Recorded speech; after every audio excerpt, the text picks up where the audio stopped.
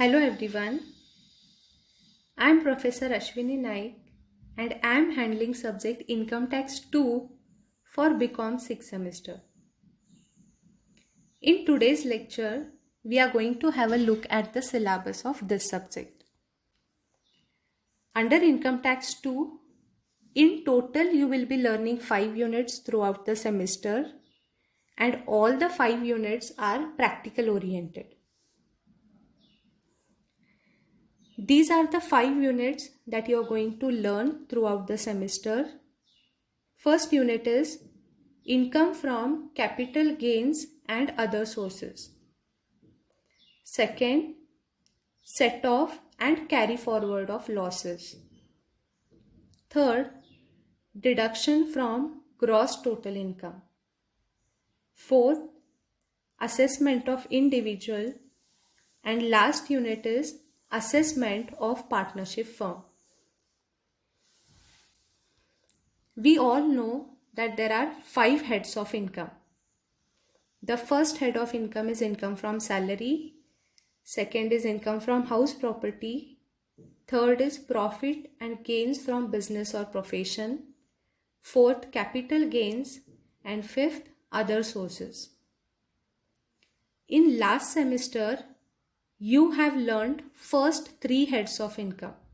That is salary, house property and profits and gains from business and profession. In this semester, you will be learning 4th and 5th head of income. That is capital gains, income from other sources and other practical part of subject income tax. Let us have look at the syllabus. This is the photo of syllabus Income Tax 2. You can take screenshot of it and you can note down in your notebook. Unit 1. Income from capital gains and other sources. We will just have a glance at each unit and will understand its meaning. That's it. So the first unit is income from capital gains and other sources. The meaning of capital gain is any profit or gain arises by selling a capital asset is known as capital gain. In simple words, whenever you sell capital asset like real estate, gold, stock, bonds, etc., and if the selling price of your capital asset is more than the purchase price, then it is known as capital gain. I would like to explain this with an example. Suppose in year 2015, you have purchased a residential house at rupees 50 lakhs 50 and in the current year, that is 2021, you sell it for rupees 85 lakhs. I repeat once again, in the year you have purchased a residential house at rupees 50 lakhs and in this year 2021 you have sold this house for rupees 85 lakhs. Here the residential house is your capital asset and the capital gain is when you have sold any of your capital asset for more value than the value you have purchased it. In this example, does the capital gain arises? Yes, because you have sold your residential house for more value than you have purchased it. So, the capital gain is whenever you sell a capital asset for more value than that of you have purchased it, then it is a capital gain. And in this unit, you will understand meaning of some important terms such as capital assets, types of capital assets, what is transfer, what is cost of acquisition, cost of improvement, selling expenses, treatment of advance money received, exemptions, and computation of capital gain. The second part of this unit is income from other sources. You know very well what is income from other sources. You have also learnt it in the last semester.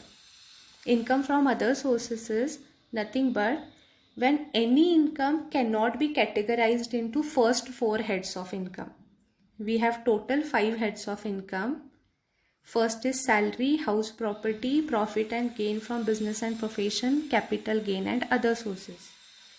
If any income does not fall into first 4 categories, then it is known as 5th category of income, that is income from other sources. And under this, you will learn incomes taxable under this head, how the grossing up is done, how the computation of income from other sources is done. Now unit 2, set off and carry forward of losses. Now what is set off? Set off is accounting treatment, that is when the loss is adjusted against the income earned, is known as set off. I would like to explain this also with an example. Suppose you have 2 business, small business A and business B. From business A, you earn a profit of rupees 5 lakhs. And from business B, you incur a loss of rupees 1 lakh. Now actually, what is the amount of profit that you have earned? Rupees 5 lakh from business A, but the loss is rupees 1 lakh from business B. Now the set off is nothing but when you adjust your loss which is incurred from business B with the profits of business A, this treatment or this accounting procedure is known as set off. Now your business profit is not 5 lakh but it is only 4 lakh because you have adjusted or you have set off your loss with the profit. Next is carry forward. What is carry forward?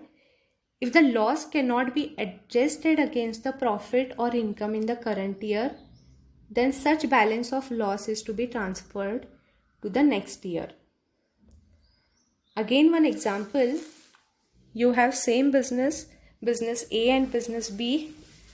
Profit from business A is 5 lakhs but the loss from business B is 6 lakhs.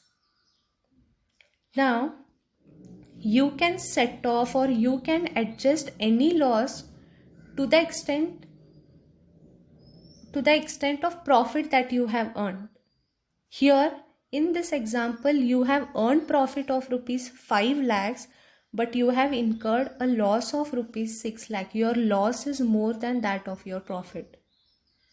Then here setting of entire 6 lakhs is not possible because your profit from A is less. That is, it is only 5 lakhs. Then what is the balance of loss that is remaining? It is 1 lakh rupees, which needs to be adjusted from the profits or incomes that are earned in next year. Now, when you cannot adjust the loss in the current year, the balance of loss is transferred to the next year. This transfer of loss to the next year is known as carry forward of loss. In this unit, you will be learning intra-source and inter-head adjustment of losses, carry forward and set off of losses of house property, business or profession that is speculative or non-speculative, losses from capital gains, losses of owning and maintaining race horses, winning from lotteries, card games, gambling, contest, etc. and from other sources. Unit 3 is deduction from gross total income. and rebates and reliefs. You just understand that deductions, exemptions, rebates, reliefs helps to reduce the final tax liability of an assessee. And in this unit, you will learn deductions available to individual under section 80C, 80CCC, 80CCD, 80D, 80DDB, 80E, 80G, 80GG, 80GGA, 80GGC, 80QQB, 80RRB, 80TTA, and under section 80U. So you'll learn deductions from section 80C to 80U, and also the computation of total income, rebates and reliefs. Unit 4 is assessment of individual. In this unit, you will understand how the gross total income and tax liability of individual is calculated. So the syllabus for this under this unit is procedure for computing total income and tax liability. In this unit, you will learn the procedure of calculating tax liability of an individual or an assessee. And we know how it is calculated. Theoretically, we have learned this in the last semester. That is, first, we find out 5 different heads of income. And then we set off the losses. After set off, we add all the 5 heads of income and then we get gross total income. Then we give the effects of deductions, exemptions, rebates, relief, and then we get the total income, and then we find the taxable liability of individual. Last unit is assessment of partnership firm. In this unit, you will learn assessment of firms, provision of section 184 and section 40 subsection B, computation of book profit, set off and carry forwards, computation of total income of firm and tax liability.